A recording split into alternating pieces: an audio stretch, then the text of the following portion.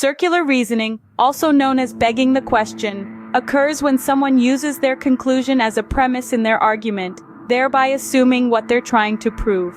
It's a form of reasoning where the conclusion is essentially restated in different words as a premise, without providing any new information or evidence to support it. This creates a circular or self-referential argument that doesn't actually demonstrate the validity of the conclusion. Here's how circular reasoning typically works. Circular structure. The argument's structure involves a circular chain of reasoning, where the conclusion is assumed in one of the premises. Restating the conclusion. Instead of providing evidence or reasons to support the conclusion, the arguer merely restates the conclusion or a similar assertion as a premise. No new information. The argument fails to provide any new information or evidence that would independently support the conclusion. For example, Person A, the Bible is the Word of God.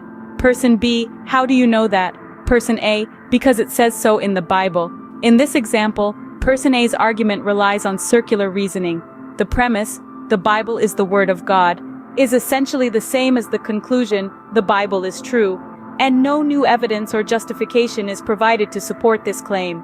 By using the Bible to prove the authority of the Bible, Person A is assuming what they're trying to prove, which is a logical fallacy. Circular reasoning can sometimes be subtle, and it's essential to carefully examine the structure of an argument to identify it. It's also worth noting that circular reasoning can sometimes be disguised by introducing additional premises or using complex language.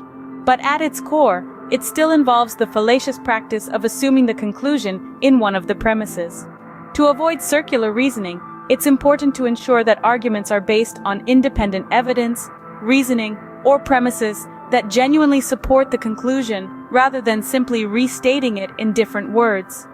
Valid arguments should provide new information or evidence that logically leads to the conclusion, rather than assuming it from the outset.